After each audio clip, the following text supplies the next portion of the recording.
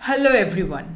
तो जैसा कि आप लोगों को मालूम होगा कि डेटा प्रोटेक्शन लॉज को लेकर के हाल फिलहाल में काफ़ी ज़्यादा चर्चा चल रही है, क्योंकि recently digital personal data protection bill को इंट्रोड्यूस किया गया था पार्लियामेंट के अंदर, जो कि संसद के दोनों ही हाउसेस से अब पास भी हो चुका है। अब इस चीज को घेर के काफी ज्यादा विरोध भी देखने को मिल रहा था कि आखिर सरकार इससे चाहती क्या है, इस बिल को क्यों इंट्रोड्यूस किया गया और इसके ड्रॉबैक्स भी कई सारे हैं।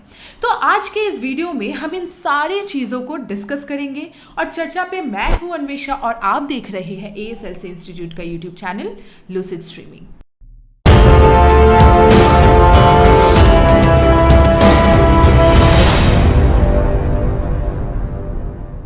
तो जैसा कि आप जानते हैं कि 1995 से पहली बार मोबाइल फोन और इंटरनेट का यूज़ शुरू होता है हमारे कंट्री में। तो बेसिकली ये इंटरनेट काफ़ी काम का साबित होता है, क्योंकि कॉमर्स में बहुत ज़्यादा बढ़ोतरी देखने को मिलती है, क्योंकि कॉन्ट्रैक्ट्स में इंटरनेट के सहारे एंटर करना और ज़्यादा आसान हो जाता है। पर इंडियन पीपल के लिए इस नए चीज़ को एक्सेप्ट करना बहुत ज़्यादा डिफ़िकल्ट होता है due to lack of security. और इस साइबर स्पेस में सिक्योरिटी लाने के लिए IT एक्ट 2000 को पास करा जाता है।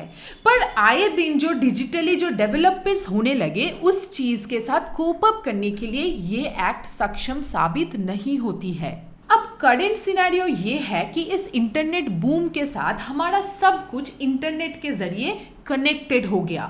हम लोग ऐसे बहुत से social media platforms, internet banking, उसके बाद कई सारे पोर्टल्स में अपने डेटास को इंसर्ट करते हैं, जिस वजह से इन डेटास का मिसयूज होना भी काफ़ी ज़्यादा आसान हो गया। और ये ऐसा इसलिए हुआ क्योंकि इस विषय को हैंडल करने के लिए कोई भी सॉलिड या फिर ठोस लॉ हमारे कंट्री में मौजूद ही नहीं था। इसी साल के जनवरी की बात है कि जो हमारे ब्रांड्स है पिज़्ज़ा हट, KFC, उनकी डेटास ब्रीच हो गई। उन्होंने खुद एक similar kind of data breach देखने को मिला डिस्कॉर्ड के थ्रू। डिस्कॉर्ड जो कि एक वीडियो और मैसेजिंग चैटिंग प्लेटफॉर्म है, उसके कई सारे डेटास एक्सपोज्ड हो गए क्योंकि किसी थर्ड पार्टी ने मैलिशियसली उसकी एक्सेस ले ली थी। इनफैक्ट इसी साल के मई 19 में सुजुकी का भी डेटा ब्रीच हुआ। ये जो सुजुकी कंपनी है, उनको अपने प्लांट की जो ऑपरेशंस है, मैन्युफैक्चरिंग है, उसको स्टॉप करनी पड़ी जब एक साइबर अटैक हुआ। इससे सुजुकी को ऑलमोस्ट 20,000 व्हीकल्स के प्रोडक्शन का लॉस सफ़र करना पड़ा। और जून 2023 में ये भी अनाउंस किया गया कि सबसे मेजर ब्रीच ऑफ प्राइवेसी हुआ कोविन पोर्टल में, जिसमें हम सब ने अपने अपने आधार कार्ड से कोविड वैक्सीन के लिए रजिस्टर किया था। और ये न्यूज़ आई कि वैक्सीनेटेड लोगों की जो पर्सनल इंफॉर्मेशन है वो टेलीग्राम पर एक्सपोज्ड की गई है। जुलाई 2023 में 12,000 SBI एम्प्लॉयज़ की कॉन्फिडेंशियल रिकॉर्ड भी टेलीग्राम पर सर्कुलेट हो गई। तो इन चीज़ों को देखते हुए इस बिल को लाया गया। तो ये जो डेटा प्रोटेक्शन लॉ लाने की कोशिश है, इसकी शुरुआत होती है 2017 में, जब ministry of electronics and information technology एक डेटा प्रोटेक्शन बिल ड्राफ्ट करती है एक एक्सपर्ट कमिटी के जरिए। तो इस बिल को इंट्रोड्यूस किया जाता है पार्लियामेंट के अंदर, बट अगले ही साल अगस्त 2022 में इसे विड्रॉ कर लिया जाता है। इसके बाद एक digital personal data protection bill 2022 को ड्राफ्ट करा जाता है और उस पर पब्लिक रिव्यू के लिए इसे पब्लिश भी करा जाता है नवंबर 2022 में। इसके बाद एक अर्जी आई कि इस कंसल्टेशन प्रोसेस में जो कुछ भी सजेशंस आया है उसे पब्लिकली अवेलेबल किया जाए, पर इस अर्जी को खारिज कर दिया जाता है। इसी चीज़ को लेकर के एक RTI भी फाइल किया जाता है, जिसे भी खारिज किया जाता है। और ठीक उसके 1 साल बाद इस बिल को पार्लियामेंट में दोबारा से इंट्रोड्यूस करके अभी पास भी कर दिया गया बिना किसी क्लैरिफिकेशन के। अब ये बिल इतना ज़्यादा चर्चे में क्यों है, इस चीज़ को समझने के लिए हमें इस बिल के कुछ इंपॉर्टेंट प्रोविजंस को समझना होगा। सबसे पहला, इस बिल का एम है कि किसी भी इंसान के पर्सनल डिजिटल डेटा को प्रोसेस करना, पर उस इंडिविजुअल के प्राइवेसी को ब्रीच नहीं करते हुए, यानी कि हैम्पर नहीं करते हुए। तो बेसिकली किसी भी लॉफुल पर्पस से अगर आपकी पर्सनल डेटा को यहाँ पे प्रोसेस किया जा रहा है तो फिर वो अनलॉफुल नहीं है और ना ही वो ब्रीच कहलाएगा। नेक्स्ट ये बोला गया कि किसी भी इंसान के पर्सनल डेटा को प्रोसेस करने से पहले उस इंडिविजुअल की कंसेंट यहाँ पर लेनी होगी।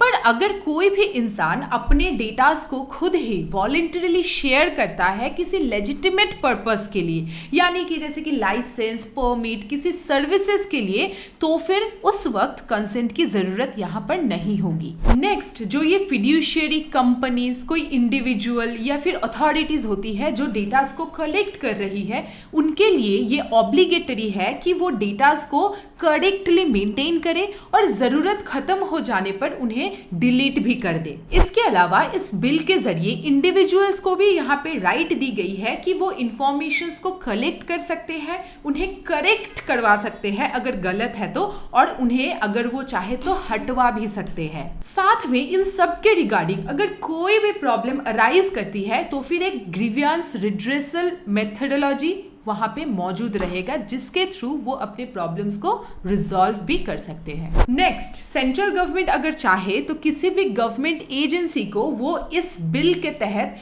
छूट दे सकती है अगर matter public security, law and order का हो तो फिर।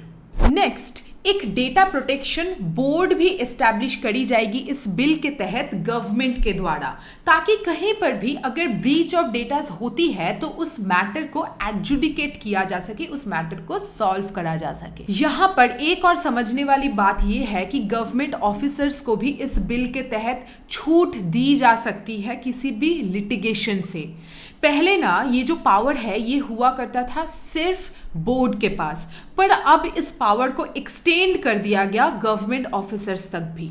अब आप यहाँ पे एक बात सोचिए, क्या आपको ये चीज़ें खटक नहीं रही है कि आखिर हम गवर्नमेंट को क्यों इम्यूनिटी दे? अगर एक बोर्ड रिड्रेसल के लिए इस्टेब्लिश करी जा रही है तो वो भला गवर्नमेंट के कंट्रोल में क्यों रहे? तो इसी चीज़ को और बेहतर समझने के लिए हमें इस बिल के ड्रॉबैक्स को अच्छी तरीके से समझना होगा।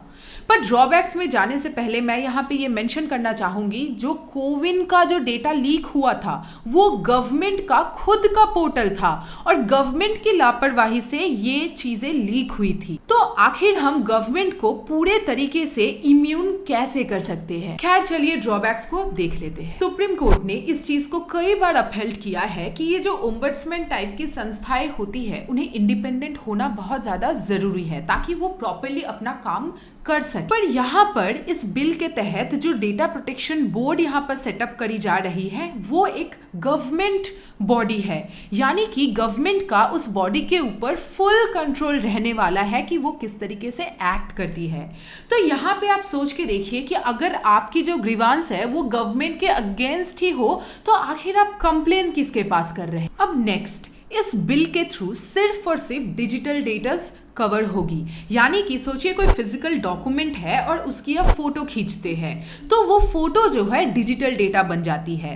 पर ऐसा भी तो है कि बहुत से डॉक्यूमेंट्स फिजिकली हो जिसमें आपकी पर्सनल डेटा मौजूद हो, और अगर वो बहुत ज़्यादा बल्क में भी हो फिर भी हम उसके ब्रीच के अगेंस्ट में कोई भी स्टेप यहाँ पर नहीं ले पाएंगे। इसके अलावा जो भी बिजनेसेस इंडिया यहाँ पर यूएस या फिर यूरोपियन नेशंस के साथ करती है तो ये उनके कंट्री के लॉज के अनुसार होता है, ना कि इंडिया के। तो बेसिकली इन ट्रांजैक्शन के ऊपर भी इस बिल का कुछ खास इफेक्ट नहीं पड़ने वाला है। नेक्स्ट, अब ऐसे बहुत से कंपनीज इंडिया में हैं जो काफ़ी समय के साथ डेटास को हैंडल कर रही है, उतना ज़्यादा कॉशियसली भी नहीं कर रही है और उतना ज़्यादा सिक्योरली डेटास को रख भी नहीं रही है। तो इन सारे कंपनीज को अब बहुत ज़्यादा कॉशियस होना होगा। और सबसे बड़ा जो मेजर प्रॉब्लम है इस बिल के साथ वो है आरटीआई एक्ट 2005 के साथ में, क्योंकि राइट टू इंफॉर्मेशन एक ऐसा एक्ट है जिसके थ्रू हमारे देश के कॉमन मैन के पास ये पावर है कि वो कोई भी इंफॉर्मेशन गवर्नमेंट से मांग सकती है। तो बेसिकली प्रॉब्लम यहाँ पर ये है कि इस बिल के अंदर एक ऐसा प्रोविजन मौजूद है जिसमें ये कहा गया है कि सेंट्रल या फिर स्टेट के किसी भी पब्लिक अथॉरिटी के डेटास को हम नहीं पूछ सकते हैं। इसके अलावा आरटीआई एक्ट के थ्रू एक क्विक सर्च का फैसिलिटी भी मौजूद था, जिसके थ्रू कोई भी सिटीजन अपने फर्स्ट एपेलेट अथॉरिटी के बारे में जानकारी ले सकती है, पीआईओज के बारे में भी जानकारी ले सकती है। पर ये जो बिल है, ये बिल कंप्लीटली पर्सनल डेटास को यहाँ पर शो करने से रिफ्यूज करती है। एक एग्जाम्पल से इसको समझते हैं तो देखिए, जैसे कि हम लोग जानते हैं पीडीएस सिस्टम हमारे कंट्री में मौजूद है, जो कि है पब्लिक डिस्ट्रीब्यूशन सिस्टम, यानी कि राशन। अब सोचिए कि आपको राशन नहीं मिल रहा है, पर ये क्यों नहीं मिल रहा है? आखिर राशन का सारा सामान जा कहाँ पर रहा है? ये भी एक पब्लिक अथॉरिटी का ही डिटेल है, जिसके बारे में इस बिल के पास होने से अब आप पूछ नहीं सकते हो। तो बेसिकली एक कॉमन मैन को उसके सबसे बड़े राइट, डेमोक्रेसी के अंदर जो सबसे बड़ा राइट है, राइट टू इंफॉर्मेशन, उस चीज को कंप्लीटली ये बिल कर्टेल करने वाला है। अब देखिए, यहाँ पे बहुत ज्यादा ये इंपॉर्टेंट है कि डेमोक्रेसी को प्रॉपरली सस्टेन करने के लिए ये जरूरी होता है कि उस देश के सिटीजन्स जानकार बने, यानी कि उनको ये जानना जरूरी है कि कहाँ पे करप्शन हो रहा है, कहाँ पे लोन की माफी मिल रही है, कहाँ पे राशन किस तरीके से चोरी हो रही है, कहाँ पे वोटर लिस्ट में कुछ गलत इंफॉर्मेशन एडिशन या कट ऑफ तो नहीं हो रहे हैं, कहीं उन्हें मैनिपुलेट तो नहीं किया जा रहा है। ये सारे बहुत ज्यादा बेसिक इंफॉर्मेशंस है जिन्हें जानना किसी भी डेमोक्रेटिक कंट्री के सिटीजन्स का हक होता है, क्योंकि इसके बगैर अगर हम सिटीजन्स को ही अनजान रखेंगे तो फिर ये जो डेमोक्रेसी रखने का कोई मतलब ही नहीं बनता है, क्योंकि ये बस नाम का ही डेमोक्रेसी रह जाएगा। क्योंकि लोगों को तो एक्चुअल में गवर्नमेंट के फंक्शनिंग के बारे में कुछ पता ही नहीं लग पाएगा, क्योंकि हमने उनसे पूछने का जो हक है उसी को छीन लिया है।